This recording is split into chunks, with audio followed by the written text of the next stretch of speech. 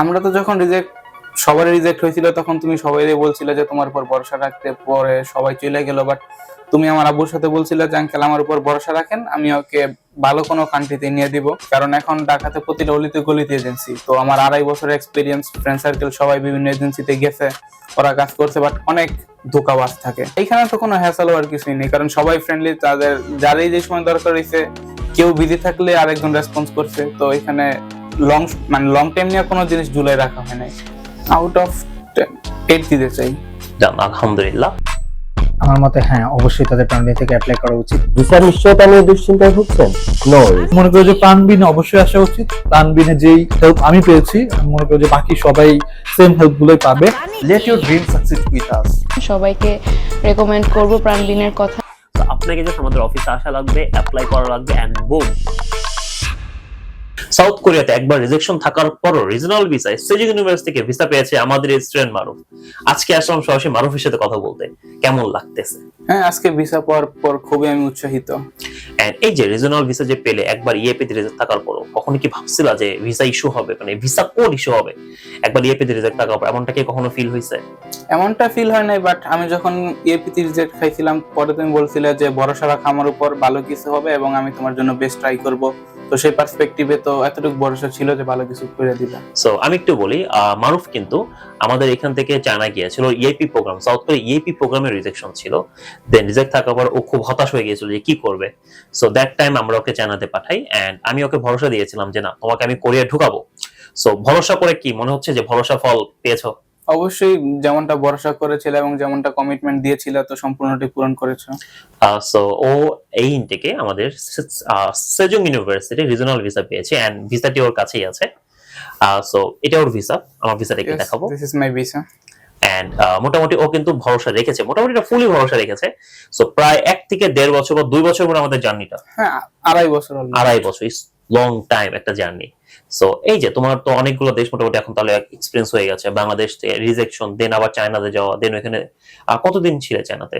চায়নাতে আমি 2 সেমিস্টার শেষ করেছিলাম। ওকে, তাহলে তো মোটামুটি একটা ভালো একটা ইন্টারন্যাশনাল নলেজ তোমার চলে এসেছে তোমার সাবজেক্টে।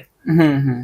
এখন এই যে তুমি যে যাচ্ছ কোরিয়াতে, কি মনে হচ্ছে কোনটা ভালো বেশি হবে, কোরিয়া না চায়না? মানে কোনটা এনভায়রনমেন্ট তোমার কাছে বেশি ভালো লাগবে মনে করছো? কোরিয়া তো ফার বেটার চায়না থেকে। যেহেতু তোমার ফ্রেন্ডও আছে জিহাদ, আমাদের আরেকটা স্টুডেন্ট জিহাদ, ও চিনে, ওকে বলা লাগবে না, 2 ফ্রেন্ড ট্রিট দিবে আমাদেরকে বলেছে।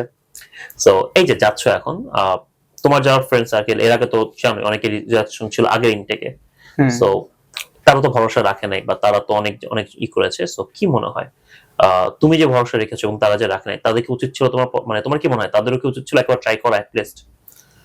আমরা তো যখন সবারই রিজেক্ট হয়েছিল তখন তুমি সবাইকে বলছিলে যে তোমার উপর ভরসা রাখতে, পরে সবাই চলে গেল। বাট তুমি আমার আব্বুর সাথে বলছিলে যে আঙ্কেল আমার উপর ভরসা রাখেন, আমি ওকে ভালো কোনো কান্ট্রিতে নিয়ে দিব। পরে চায়না থেকে 1 সেমিস্টার শেষ করার পর তুমি বললা যে সাউথ কোরিয়া এখন খুব ভালো আছে, খুব ভালো ভিসা রেশিও। তো আইএলটিএস বলছিল, আইএলটিএস দিতে, আইএলটিএস দেওয়ার পর সেজং ইউনিভার্সিটিতে অ্যাপ্লাই করার পর রিজনাল ভিসা ইস্যু করাই না। সো ও কিন্তু ফার্স্ট আইএলটিএস ছিল না, দেন পরবর্তীতে আমি কিন্তু ওকে আইএলটিএস দিয়েছি, এবং সে কিন্তু একটা ভালো একটা স্কোর নিয়ে এসেছে আল্লাহর রহমতে, এন্ড যেটার উপরে বেস করে আমরা এতদূর আগাতে পেরেছি। সো সবকিছু আল্লাহর ইচ্ছা, আমরা তো জাস্ট চেষ্টা করেছি। তো সবাই তো খুশি বাসায়? হ্যাঁ, অবশ্যই সবাই খুশি। তো নতুন যারা আমাদের এখানে আসবে অ্যাপ্লাই করতে, তোমার কি মনে হয় তাদেরকে প্রাণবিনে আসাটা উচিত? অবশ্যই তাদের প্রাণবিনে ভরসা রাখা উচিত, কারণ এখন ঢাকাতে প্রতিটা অলিতে গলিতে এজেন্সি। তো আমার 2.5 বছরের এক্সপিরিয়েন্স, ফ্রেন্ড সার্কেল সবাই বিভিন্ন এজেন্সিতে গেছে, ওরা কাজ করছে, বাট অনেক ধোঁকাবাজ থাকে। তো প্রাণবিনে এখানে সবাই খুব ফ্রেন্ডলি, স্পেশালি মানে আমার পুরো 2.5 বছরে আসপি আপু, মামুন ভাই, আহাদ ভাই সবার সাথে কাজ করা হয়েছে।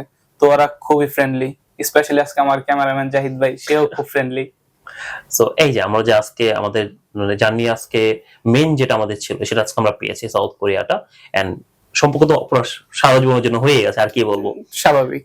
সো এই যে তোমার যে টোটাল জার্নিটা স্মুথলি কি গিয়েছে, নাকি কোনো সমস্যা বা কিছু ফেস করেছো? না, এখানে তো কোনো হ্যাসেল হওয়ার কিছুই নেই, কারণ সবাই ফ্রেন্ডলি, তাদের যারই যে সময় দরকার হয়েছে, কেউ বিজি থাকলে আরেকজন রেসপন্স করছে। তো এখানে লং টাইম নিয়ে কোনো জিনিস ঝুলাই রাখা হয় নাই। মানে এই যে তুমি যে চায়নাতে ছিলে, ওই অবস্থায় আমাদের সাথে কাজ শুরু করেছো, একটা মানে এক দেশ থেকে আরেক দেশে কাজ শুরু করছো, এখানে তো কোনো মানে এমন তো মনে হয় না যে না, অনেকে যেমন ভাবে যে অফিস, বাংলাদেশ থেকে যারা অ্যাপ্লাই করে এরা তো অফিসে আসে, এবার তুমি তো আর অফিসে আসো নাই, না, তুমি তো চায়না থেকে কাজ করেছো আমার সাথে। মানে তুমি বলছিলে যে কোনো প্যারা হইব না, জাস্ট আসপি আপু মামুন ভাই কমিটমেন্টও দিছিল তোমার যখন যেই ডকুমেন্টস দরকার হইব আমরা সম্পূর্ণ রেডি করে দিব। জাস্ট ওরা আমার জানাইছে, আর যেই সমস্ত ফর্মালিটি আমার করা উচিত ছিল আমি অতটুকু চায়না থেকে ডান করে দিছি, বাকিটা সবাই তোমার অফিসিয়ালি সব ডান করছে। দ্যাটস মিন আমি যদি বলি যে তোমার পুরো প্রসেসটা একদম হ্যাসেল ফ্রি, তোমার কোনো কষ্টই হয়নি করতে। না আমার কোনো ইন্টারফেয়ার ছিলই না, টোটাল তোমার অফিস থেকে সম্পূর্ণটা করা হয়েছে। তো আপনারা তো শুনলেন, আপনারা কিন্তু পৃথিবীর যে কোনো জায়গা থেকে অ্যাপ্লাই করতে পারেন আমাদের প্রাণবিনের থ্রু। দেন লাইভ এক্সাম্পল তো আমাদের শান্ত আছেই।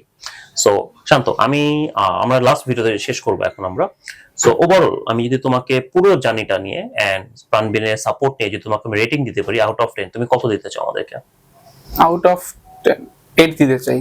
জান আলহামদুলিল্লাহ। বাকি একটু মাইনাস করলাম। বাকিটুক মাইনাস, এ তো নরমাল। 10 থেকে 8 না না ঠিকই huge আছে। score। হ্যাঁ মাইনাস করতে হবে তাই মাইনাস করলাম। হ্যাঁ, আমাদের ক্যামেরাম্যান বলছে মাইনাস করতে হবে, মাইনাস করলাম, ফুল দেওয়া যাবে না।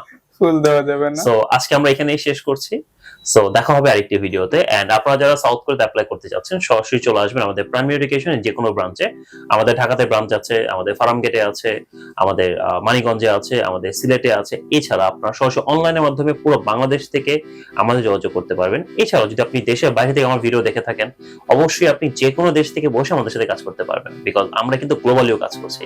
সো দেখা হবে নতুন একটি ভিডিওতে আরো কিছু হাসি মুখ নিয়ে। ধন্যবাদ, আসসালামু আলাইকুম।